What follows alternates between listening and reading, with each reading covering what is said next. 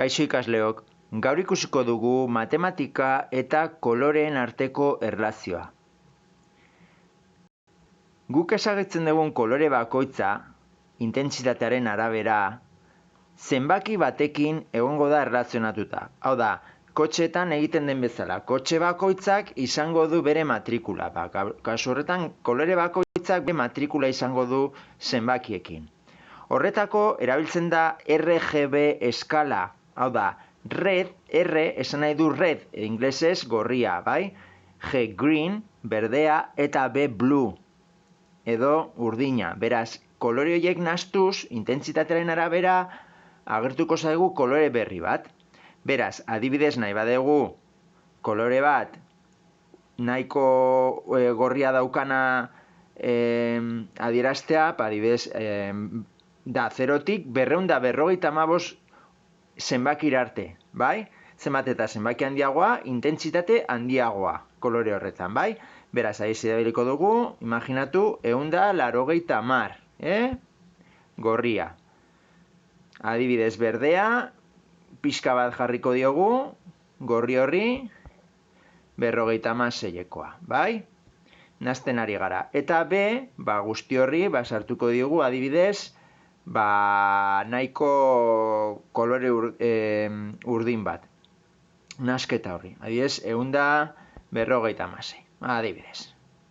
Ikusten dezute nola agertu den kolore bat. Hau da, 150 gorriz, 256 berdez eta 156 urdinez nazten badegu agertuko zaigu horrelako kolore more bat. Bai? More, bai? Horrelakoa. Nasketa hoiek eginez. Gogoratu zenbaki bakoitza doa 0tik 255 arte, bai? Eta nola adierazten da zenbaki hau behian ikusten dezute letren bitartez? Jartzen du B, E, 3, 8, 9, C. Bueno, hori da kode 16-tarra. Hau da, 6 izki edo zifra daude, eta binaka hartzen dira adierazteko kolore bakoitza. Adibidez, 180 da BE 16-tarrean. Bai? Zifra edo letra bakoitza dira 4 bit, informatikaren 4 bit. Bai? Eta, beraz, 4 bitekin adieraz dezakegu zenbakiak oinarri bitarrean 0tik 15-era. Beraz, izango da 0, bat, 2, 3, 4, 5, 6, 10, eta gero 11 adierazteko A, 12 B, 13 C, 14 D, eta 15, barkatu, 10 da A, 11 B, 12 C, 13 D, 14 E, eta 15 F. Bai?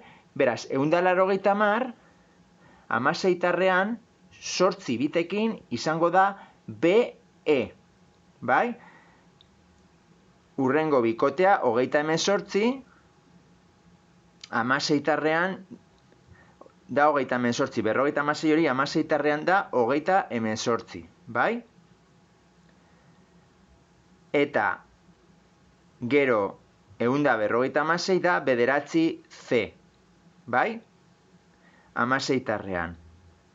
Karo, nola pasatzen da zenbaki hori 38 zergatik da 256 10-tarrean? Hiru hori da 0, bat, bat, bat. Eta 8 da bat, 0, 0, 0. Pasatzen badezute 8-kote hori oinarri bitarretik 10-tarrera ematen du 256. Bai? Bueno, hau da informatikaren gauza. Baina jakin ezazue hori. Bikote bakoitza dela zenbaki hori. Bai? 180 izango da BE, 256 3 8 eta 156 9 C. Bai? Beraz, nahi badegu adierazi, adibidez, zenbaki bat duena topean gorria,